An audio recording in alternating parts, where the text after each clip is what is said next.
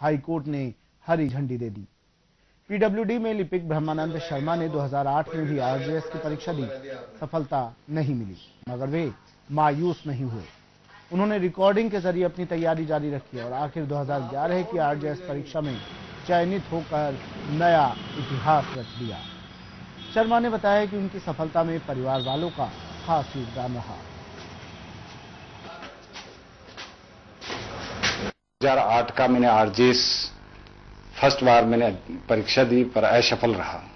ये मेरा second chance है जो 2011 में दिया और सफल रहा। मैंने अध्ययन सर निरंतर अध्ययन मेरे मित्र और मेरे स्टाफ साथियों ने काफी सहयोग किया और मेरे परिवार वाले मेरे जितने भी मेरा जो सिलेबस होता है उसको रिकॉर्डिंग कर देते थे कंप्यूटर में और उसी के माध्यम से मैं रिकॉर्डिंग को सुनकर और एग्जाम में सब्सक्राइबर के माध्यम से देता रहा और निरंतर में सफल।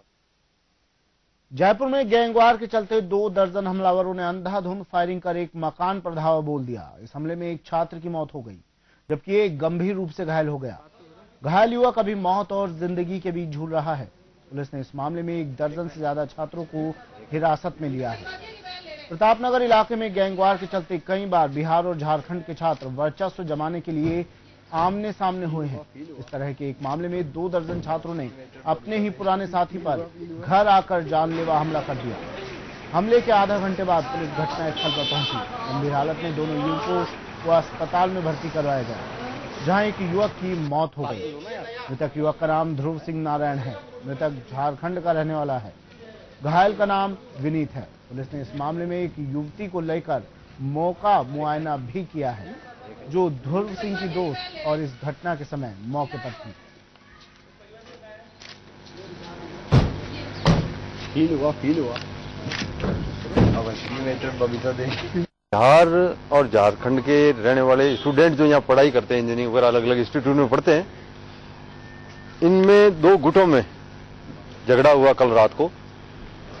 एक मिस्टर ध्रुव नारायण नाम का लड़का और एक विनीत नाम के लड़के उसके मारपीट की घटना में गंभीर रूप से घायल हुए, जिनको नारायण हरजले में एडमिट करवाया गया। ध्रुव नारायण की दौरान इलाज रात को 1-1:30 बजे करीब मृत्यु हो गई और विनीत नाम का लड़का भी इंजर्ड है, हॉस्पिटल में है, आईसीयू में उपचाराधीन है। किस बात को लेकर मतलब कोई अभी तक की जो पूछताछ से बात पता चली है वो कोई ऐसी वजह नहीं थी, मोटी वजह कोई ऐसा रंजिश का बहुत बड़ा कोई कारण नहीं था, केवल वर्षों की लड़ाई थी। जो इसमें आरोपी गण है वो पहले ध्रुव के ही साथ रहते थे, लेकिन उनके कुछ आपस में वैचारिक मतभेद के बाद उन्होंने अपना एक अलग से एक जो नेता टाइप होते हैं ना वो बना लिया था। इनमें फिर आपस में धीरे धीरे ये प्रतिद्वंदिता टाइप वर्षों के बढ़ाने की प्रतिद्वंदिता बढ़ती गई। वहीं मृतक ध्रुव नारायण के पहले भी राजधानी के आधा दर्जन थानों में 302 जैसे आपराधिक मामले दर्ज है।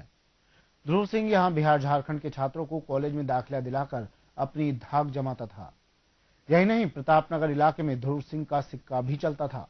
प्रतापनगर इलाके के हॉस्टल में आए दिन इस तरह के छात्रों की गैंग बनी हुई है।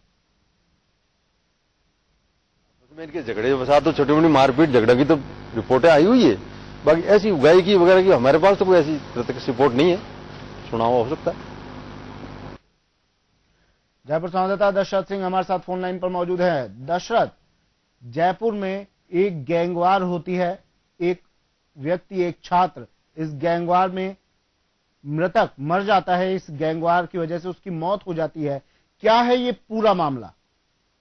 देखिए सुमित, जहां तक गैंगवार का सवाल तो निश्चित तौर पे तो प्रतापनगर का जो इलाका है उसमें इस तरह की जो वारदातें वो पहले सामने आ चुकी हैं। कई बार जो छात्र गुट है वो आपस में भिड़ चुके हैं। पुलिस से परस्पर मुकदमे भी दर्ज हुए हैं, लेकिन कहीं ना कहीं इसको कह सकते हैं कि पुलिस की लिपापोती ही की वजह से इस तरह की जो वारदातें हैं वो लगातार सामने आ रही है।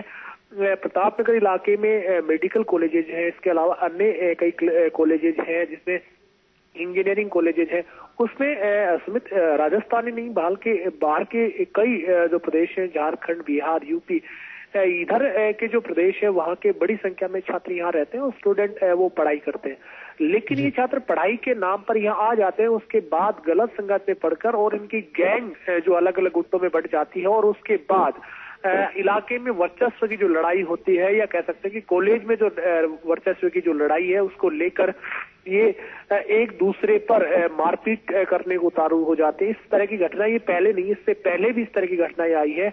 पुलिस अगर समय रहते ही चौकन्ना होती या इस तरह की कार्रवाई करती ताकि इस तरह के जो लड़के हैं उनको अंदर डाला जाता, उन पर प्रेशर बिल्डअप किया जाता है, उनके परिवार वालों को बुलाया जाता, उनकी काउंसलिंग की जाती, तो शायद ये जो घटना हुई है, ये जो वारदात हुई है, इसको रोका जा सकता था। लेकिन प्रतापनगर में अब आम हो चला है शाम के वक्त ये लड़के, अगर कोई लड़की बाहर निकलती है, महिला बाहर निकलती है, उनकी चैन तोड़ना, उनके साथ मारपीट करना, छेड़छाड़ करना, इस तरह की चीजें लगातार इस इलाके से आ रही।